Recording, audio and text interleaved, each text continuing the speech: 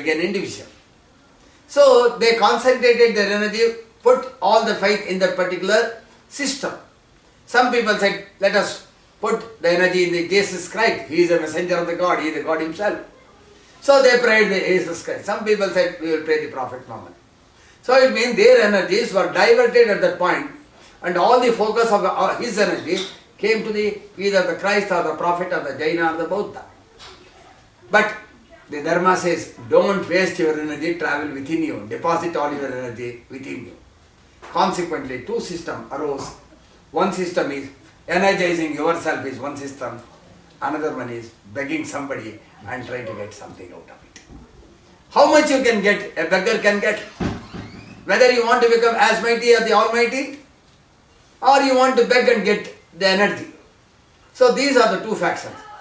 So beggars voted for others, whereas dharmic people voted for themselves. So if you vote for yourself, if you vote for yourself, it is called dharma. If you vote for others, other than you, outside you, taking the mind outside, it is called as religion. That is why religion is defined as relying upon the opinion of an individual is called religion. Relying upon the opinion of an individual is what is called as religion.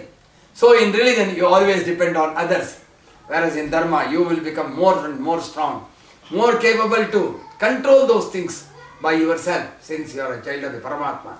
You are entitled to become as mighty as the Paramatma. And whatever the Paramatma does, you can also do the same thing. That is the Vedic philosophy. That is why Acharya Shankara said, you become that. Think that you are the Brahman, think that you are the Paramatma. That is the philosophy of the Advaita.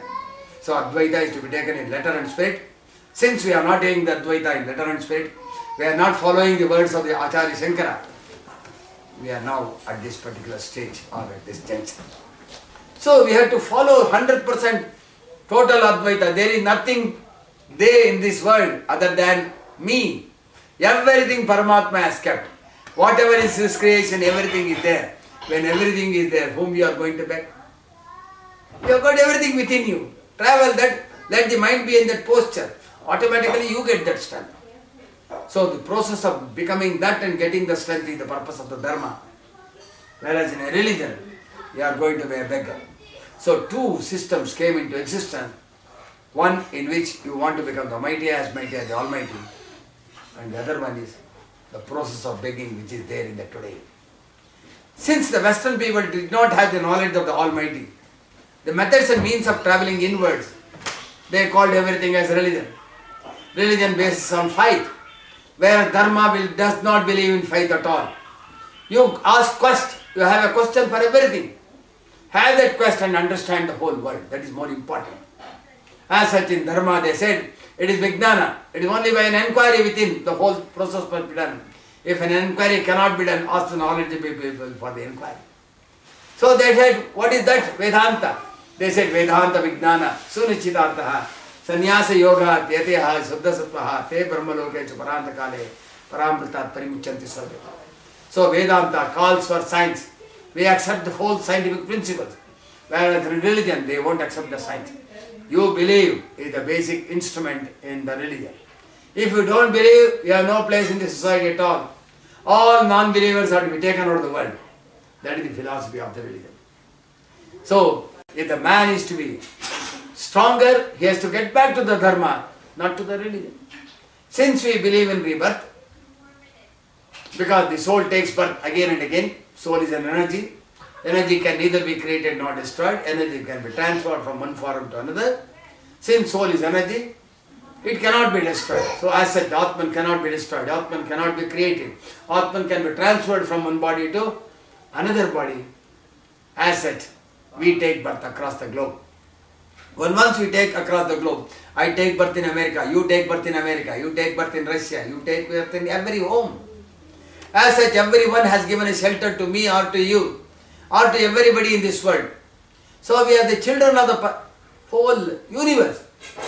If I see, then I may say, you must have looked after me in my last birth, you are my father, you are my mother. Say that I am your children. If he can further smile, say that you are also my children. If that is the case, what the child and the father thinks? They think Sarve Janaha Sukhino Bhavantu Samasta Sanmangalani Bhavantu. So, in the case of Dharma, there is no religion at all. Anything that divides the human being is not acceptable. Anything in which you divide, in whatever the manner, whether it is a caste or a religion, is to be taken out of this world. The religion is the enemy of the man. The caste is the enemy of the man. Not only dividing the human being on the colors, dividing the human being on the nation. Because the nation has come on account of what? In hatredness. If two people quarrel each other, ಇಬ್ಬರಿಗೆ ದ್ವೇಷ ಬಂದರೆ ಎರಡು ದೇಶ ಬರುತ್ತೆ. So ದೇಶ ಅನ್ನತಕ್ಕಂಥದ್ದು ಸಹ ದ್ವೇಷದ ಮೂಲ. ಹಾಗಾಗಿ Veda does not accept the desha. It is ಸಾರ್ವಕಾಲಿಕ, ಸಾರ್ವದೇಶೀಯ. What is truth for all times to come is what is called as dharma. So in the dharmic practice we have to adapt these 5 Panchamahayajnas. And in the case of the religion, there is going to be better. In the case of dharma, the whole prosperity is within the body. The prosperity is called asti. So the asti is within the body. Increasing the asti, the prosperity in the body, the purpose of the dharma through the tapas. A person who increases the asti or the prosperity in the body is said to be astika. So astika is one who travels within himself. A person who does not believe that there is an asti or a prosperity within him, he tries to beg others. So begging another person, relying on another person is what is called as nastikatva.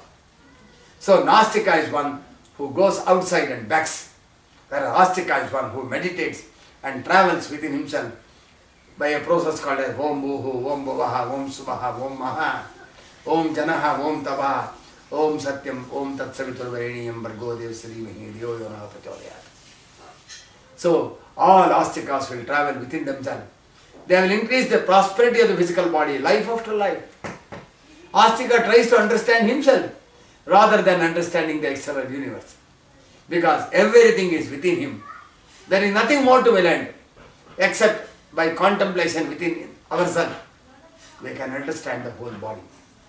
As such, Astika believes in himself. Not only that, Astika believes that how he is made up of, the other person is also made up of in the same manner.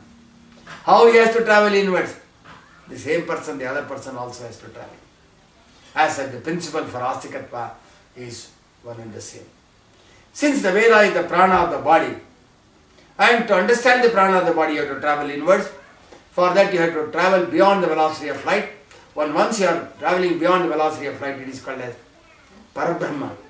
And that is the point at which you become the Guru and understand the Vedas also. That is why we said Guru Brahma, Guru Vishnu, Guru Devo, Maheshwara, Guru Sakshat, Parabrahma. So when you get into the Parabrahma Vyavastha, that is called as Dharmika Vyavastha. So in the Dharma, Da means the flow of air is called as Da. Ra means the ray of light generated by the soul. Ma is the mind. Mingling all these things together, such that you can move toward the Paramatma, is what is called as Dharma. So Dharma has got 5 principles. The principle is Panchamahayagnas, increasing the strength of the nature called as Daivayagna, which is done in the Shrota Yagna. That is called as Shrota Yagna. There are 21 Yagnas of the Shrotas. Then increasing the strength of the Atman is called as Brahma Yagna. That is the second Yagna which has to do. Looking after the father and the mother is one more aspect. That is called as Pitri Yagna. Then you have got Rishi Yagna, those who are knowledgeable, who have become Rishis by an internal travel. They are to be called to the house and they can come at any time because they are Paramatma Swarupa. And Paramatma need not need an appointment. As such, he doesn't need a Tithi or a Vara or a Nakshatra. He can come on his own. Whenever he is come, he has to be fed. And such a person who comes without an invitation is called Atithi. A person coming with invitation is called as Abhyagata. So it is called as Atithi Yagna or Rushi Yagna, it is also called. Then you have got Balivaishwadeva Yagna, those who are depressed, those who do not have good health, and living organisms which are very weak in nature, but they are participating in the function of the running of this house. All these things are there. They are to be protected because the man is an elder brother of the whole family. As such, he has to look after everything. To look after everything, you can't practice himsa. You have to be in ahimsa. As such, ahimsa is a tool. Ahimsa paramo dharma. To the extent of ahimsa, they say that even you must not lose the virya. Virya contains life. If you use it for leisure, pleasure, you are killing